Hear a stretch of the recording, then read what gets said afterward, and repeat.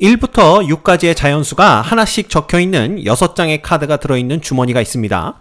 이 주머니에서 임의로 2장의 카드를 동시에 꺼내어 적혀있는 수를 확인한 후 다시 넣는 시행을 2번 반복합니다.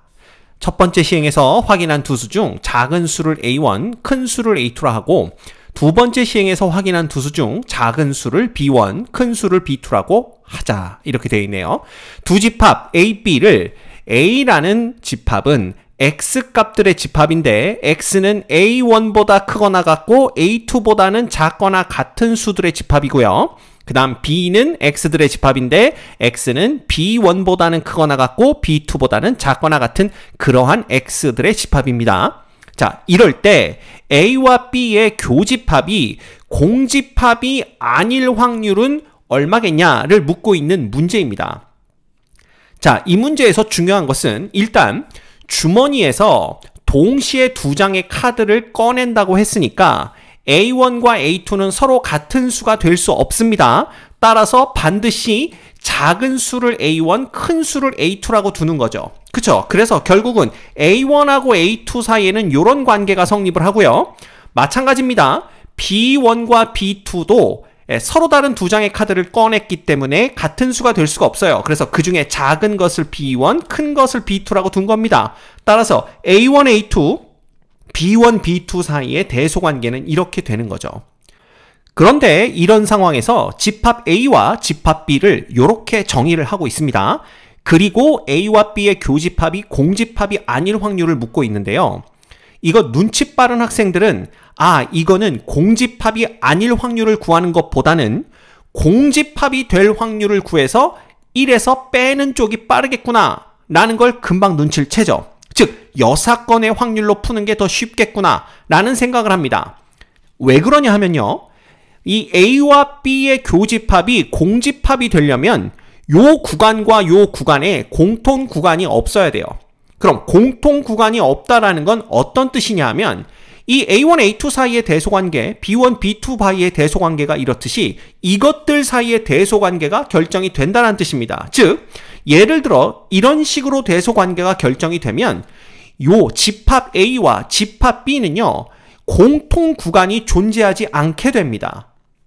그렇겠죠? 그래서 이렇게 구하는 게 훨씬 더 쉽다라는 거예요. 왜냐하면 이렇게 된다라면 결국 6장의 카드에서 서로 다른 4장의 카드를 선택하는 경우의 수와 똑같아진다라는 거죠. 왜냐하면 A1, A2, B1, B2 중에 같은 것이 하나도 없기 때문에. 그래서 그 중에 제일 작은 걸 A1, 두 번째로 작은 걸 A2, 그 다음 두 번째로 큰 걸 B1, 가장 큰 걸 B2라고 둔다면 그러면 여기에서는 겹치는 공통 범위가 나오지 않게 됩니다.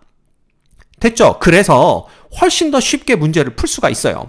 혹은 이게 반대로 돼도 되겠죠. B1과 B2가 A1, A2보다는 더 작다. 이런 식으로 되어도 이 A와 B 사이에 공통 범위는 발생하지 않습니다. 그래서 이렇게 된다면 바로 A와 B의 교집합이 공집합이 되는 거죠.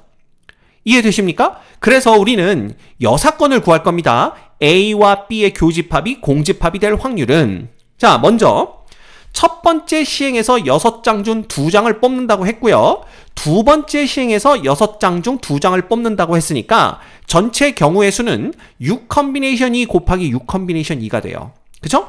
이거 분해. 자, 그 다음에 이 2개씩 뽑힌 게 어떤 순서여야 되냐 하면 요런 순서거나 혹은 요런 순서가 된다면 A와 B의 공통 범위는 존재하지 않는다라는 거 알고 있습니다. 그러면 이런 순서로 뽑는다라는 건 아까도 말씀드렸지만 결국 6개의 카드 중에 서로 다른 4장을 뽑는 거와 똑같은 거죠. 왜냐하면 이 중에 같은 게 하나도 없기 때문에. 그렇죠. 그래서 6장 중에 서로 다른 4장을 뽑는 경우의 수가 이렇게 되는 거예요. 그죠? 그러면 그렇게 4장을 뽑았는데 그게 예를 들어서 1, 2, 3, 4였다고 칩시다. 그러면 이 경우에는 A1이 1, A2가 2, B1이 3, B2가 4 이렇게 되는 거고요. 이런 경우뿐만 아니라 아래 경우도 가능하다라고 말씀드렸습니다. 그래서 이런 경우에는 B1이 1, B2가 2, A1이 3, A2가 4 이렇게 되는 거기 때문에 4개의 서로 다른 카드를 뽑으면 이러한 조건을 만족시킬 수 있는 경우가 2가지씩 나오겠구나. 그래서 곱하기 2를 해주는 겁니다. 이게 뭐라고요?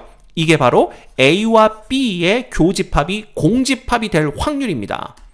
이해되시죠? 따라서 얘는 자, U 컨비네이션 2와 U 컨비네이션 4는 똑같은 값을 갖는다라는 걸 이미 알고 있습니다. 그래서 얘네 둘은 약분해 주시면 되고요. U 컨비네이션 2는 얼마입니까?